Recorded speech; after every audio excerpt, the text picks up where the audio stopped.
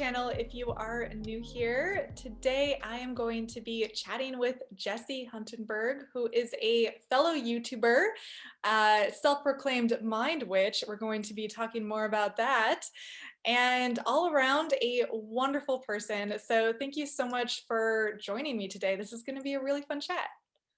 Thank you so much for having me, my dear. I'm super excited to be here, and I am super excited to chat with you and your people. So thanks for having me. Yeah, and you're likewise a witch like me, so I would love to hear a bit about your journey into witchcraft, or what it is about witchcraft that appealed to you.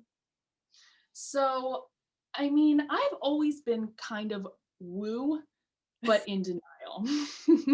If that makes any sense. For the longest time, I was woo in denial. I was very much into everything, everything witchy without actually dipping my toe in and doing magic because my logical mind just couldn't get past the whole construct. Like I couldn't get on board. I'm like, I can't see myself doing ritual. Like I can't see myself going through the motions or going through the process. But right around the time when I became pregnant with my daughter, and I know I'm not alone here. I've spoken with many women who've had a similar experience. There was just like this upswell of a desire for deep and soulful connection because you know that you're bringing life into the world and that you're being entrusted with that life, and you ask yourself, well, what do I want to teach this person, and what do I need to do, and what do I need to heal and grow through in order to be the best parent. And I'd have to say that it gave me permission to dive in. And I was feeling very, very insecure about that impending role.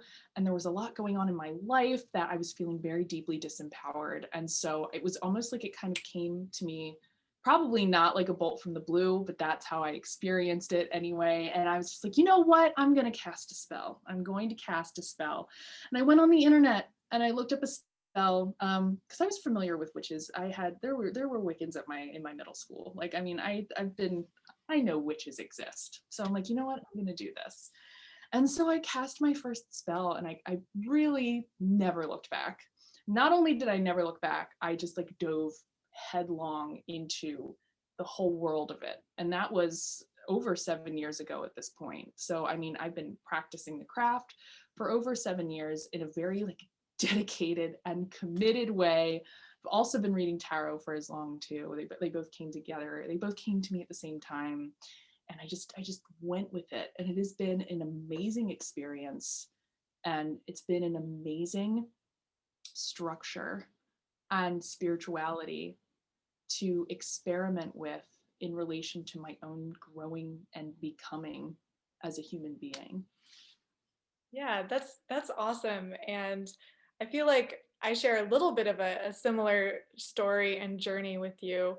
Um, Not that I don't have a child, but I definitely had a moment in my life where I felt the need to try it out, and then just kind of became immediately obsessed. And I kind of took over everything, and so that's wonderful. And I feel like for a lot of people who do start with witchcraft, it either clicks with you or maybe it doesn't. But for those that it clicks with, it really becomes something powerful and meaningful. Mm-hmm. And I know one of the things you've talked about on your YouTube channel a few times is different types of witches and trying to find out your specific path within witchcraft. And you did a really fascinating video about what it means to be a mind witch, which I thought was really interesting. So I'd love to hear from you. What is a mind witch, and how might it be different or similar to other paths? So ever since I began practicing and the listicles have popped up that say like, what kind of witch are you? I'm so basic in this way and I don't even care. Like I've always wanted to have a type, like a witchcraft type that I could identify with. And I just never felt like any of them like resonated. Parts of them did, aspects of them did, but there was always something that was just like a little bit off. I'm like, but no, not quite though, but no, not quite though.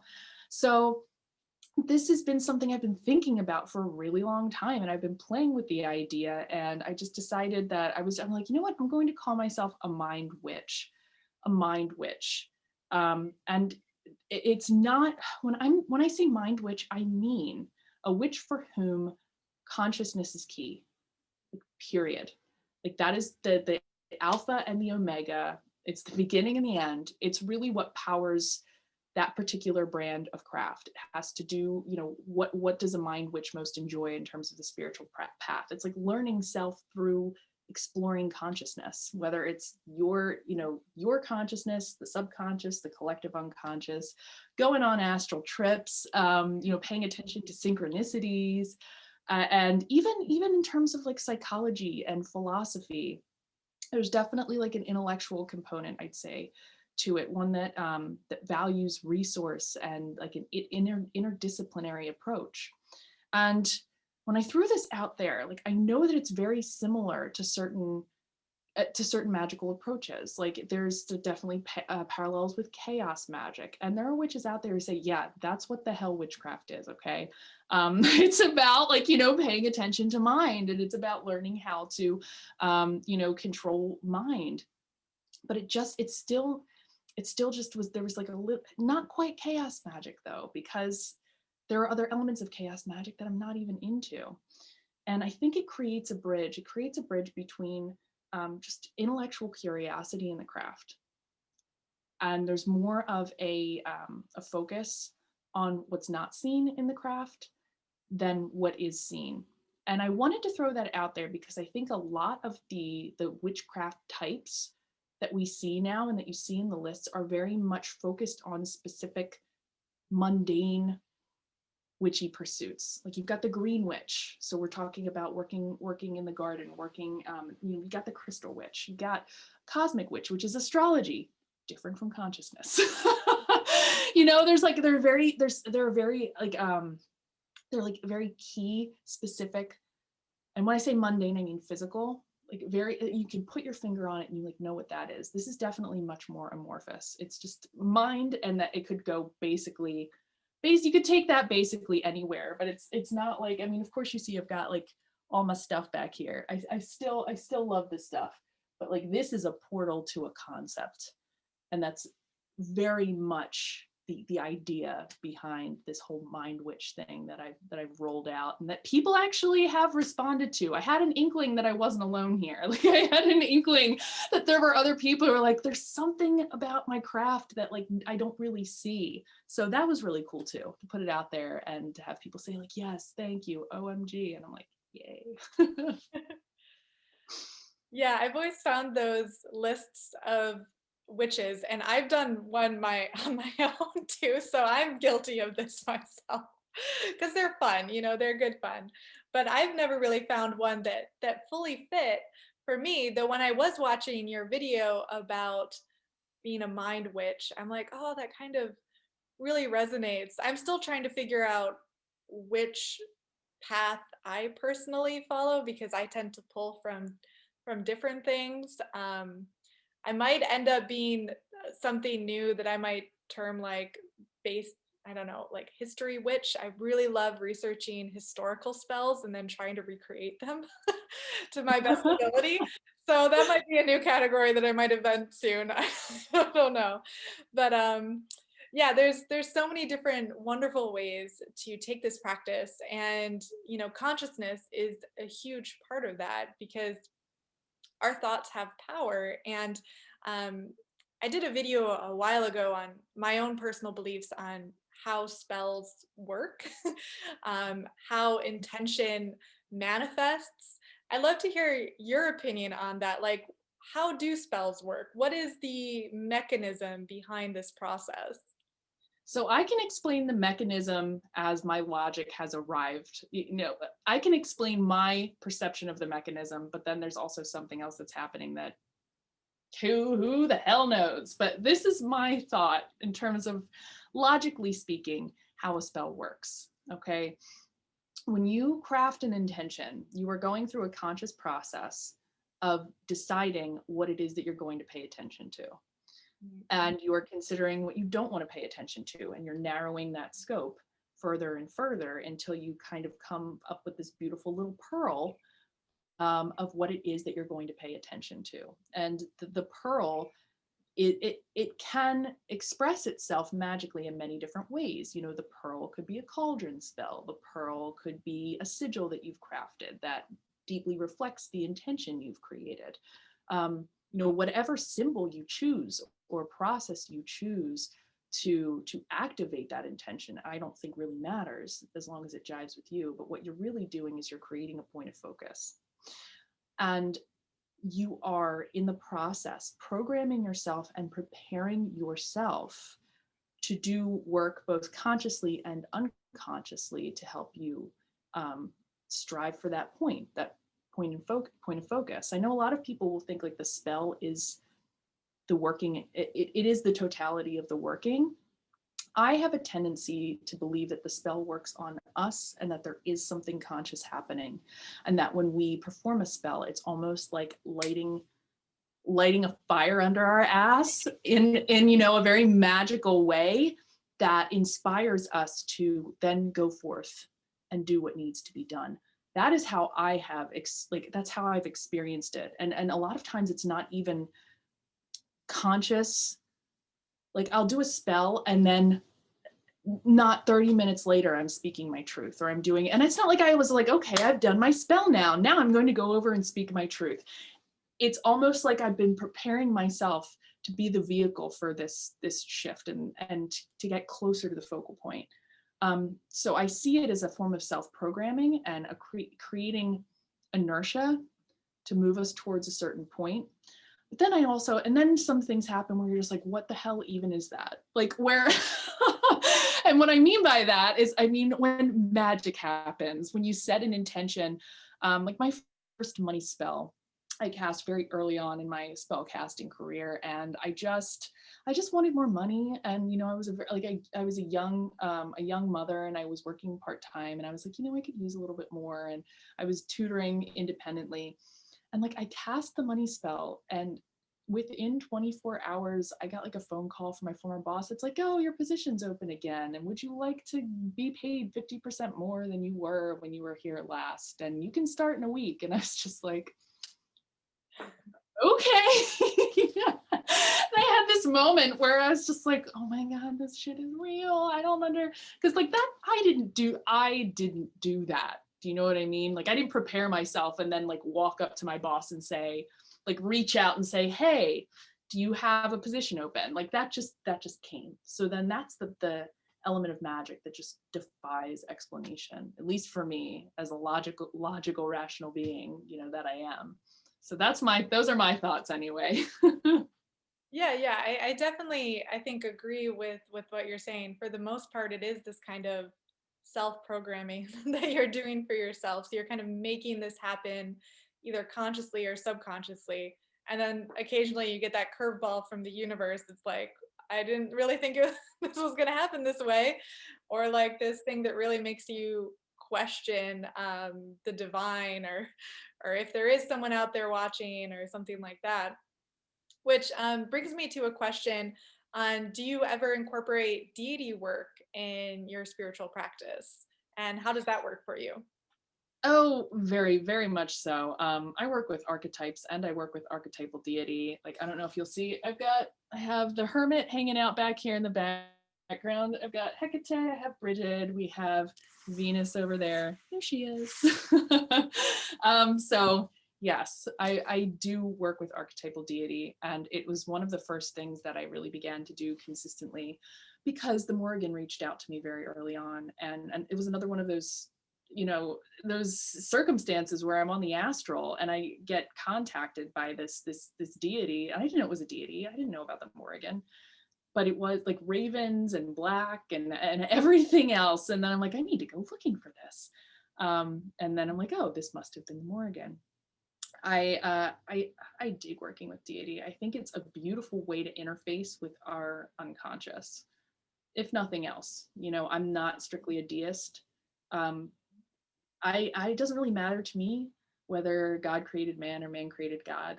It seems to be the same in my humble opinion. I don't really care if I'm creating the manifestation of deity or if there's even like a 50-50 back and forth, but I find that I'm able to really make great headway when it comes to spiritual evolution and the spiritual path. And I do magic with deity in mind, but I have to say that my working with deity is it's much more receptive, much more like astral chats. And I receive guidance from deity, I feel, more than deity specifically aids me in spellcraft. I don't know. How do you work with deity in this way? Not often in spell work, but I do have representations of certain deities on my altar, or I will honor them through an offering or a prayer. So since I probably define myself more pagan than witch, honestly, because deity is a big part of it for me. Um, but but yeah, it's more about building a connection, and through that kind of feeling more connected to the universe and the natural world, than using my connection with deity to make something happen for me or to do a spell. Um, but one of the things I really love about this spirituality, whether that's paganism or witchcraft, is in my view, it is really open to whatever your conception of deity is. I like to think of it like on a spectrum. Like on the one hand, you have um, people who are just like, deity is maybe an archetypal expression of the self. It's coming from the self. And then on the other hand, you have the pagan gods as individual entities, doing their own thing. And then, you can maybe interact with them. So, but that whole spectrum is available to you. You can even be even further this way. And I know there are some like atheist pagans out there too. So there's so much freedom, I believe, in this path that allows you to find your place on it and to find comfort wherever you want when it comes to deity. Mhm. That is very well said. And I've, my, my husband will ask me questions, about what it is that I'm doing and about witchcraft. And I've been known to say to him, I was like, there are as many types of witchcraft as there are witches. It really is that specialized. Like everyone is so very much, they're just doing their own thing. Like I have a larger collective coven that I run with quite a few people. That's much more of a traditional, like, here's some spells, here is some ritual, let's like do this together, and we're all kind of on the same page. And then I have my own little crew of people, and we are doing all different things. It is like, and we still work together, but it never ceases to amaze me. And these people are so similar to me too, but like everyone is still taking it in completely different directions. Like you can even meet like soul folks in terms of craft, and just like, yes, we are like, we have a very similar understanding of craft, and we are very much, working in the realm of mind. But like I'm over here, studying more like Eastern esoteric principles, and they're over there doing the left hand path, but somehow we still meet. Like it is very diverse and very beautiful in its diversity. And yeah, people are doing witchcraft all over the world from many different traditions and many different cultures. And I just love that everyone's got their own damn thing going on. Yeah. Witchcraft is the future, where we can all do our own thing and get along at the same time. Wouldn't it be nice? Yeah, I mean that does sound pretty good, and I think for me that's one of the reasons I was drawn to it in the first place, because it was such an accepting place, and it would kind of allow you to experiment without anyone, watching over you and saying what you can and cannot do. So I think that is one of the best qualities of this path for sure. Oh Mhm. yeah, I agree. I'd love to ask you too, since you do run a coven and you have a YouTube channel, so you're interacting with likewise, a lot of different witches. And earlier we were talking about kind of my perspective on how the community has changed over the years. What is your thoughts on that, or what do you find exciting about this witchcraft movement? So I really do. I was always one of those folks who, when I first came to the craft, okay, so it was like 7 years ago. So this was before it became incredibly mainstream, but I'd say it was pretty much at the beginning. ish. And I feel like I don't think I'd seen anything per se, but I sometimes feel like the inertia of that awakening, that cult, like that broader awakening, kind of like brought me in. Like I'm like, I'm gonna do a spell, and I'm like, why do I think I'm gonna do a spell? It's because something was percolating and something was happening. And when I began, I brought to the craft my own little, intellectual flavor that was, I studied critical theory. So it was all about Jung, all about philosophy and psychology. And I found that I almost found myself trying to fit myself into certain boxes and trying to approach things in specific ways that looked like witchcraft. And it just didn't feel good. And it just didn't really feel quite right, especially at the very beginning. And then I just made this conscious choice. I was like, dude, screw this. This is me. This is me doing this. This is me creating this. This is my journey. And I'm going to do it the way that I want to do it. And I don't really care if it looks like this, or if it looks like that, or if it looks like that. And I was very, encouraged to find that many folks were coming to the craft with a very similar perspective, and we're trying to like broaden its scope a little bit and let it be more inclusive of different approaches. And I can see that there was a tension between the new approach and the more Wiccan or traditional witchcraft approach, which had been at least very prevalent I can't really speak for elsewhere, but in the continental US, for a minute, at least what we know is like witchcraft being, we're talking about Gerald Gardner and all of that. I am very excited to see witchcraft continue to evolve in ways that are new, that are surprising. I tend to be one of those people who's not really afraid that it's going to lose, that something's going to be lost. And this is why. Because when things start to grow and when more people get on board, you're always going to have the people who regard it with depth and who go deeper and who are all about that life. And that's the firmament. And they're going to continue writing books, and they're going to continue sharing their thoughts, and they're going to continue putting themselves out there in the community and making that available to others who want to learn it.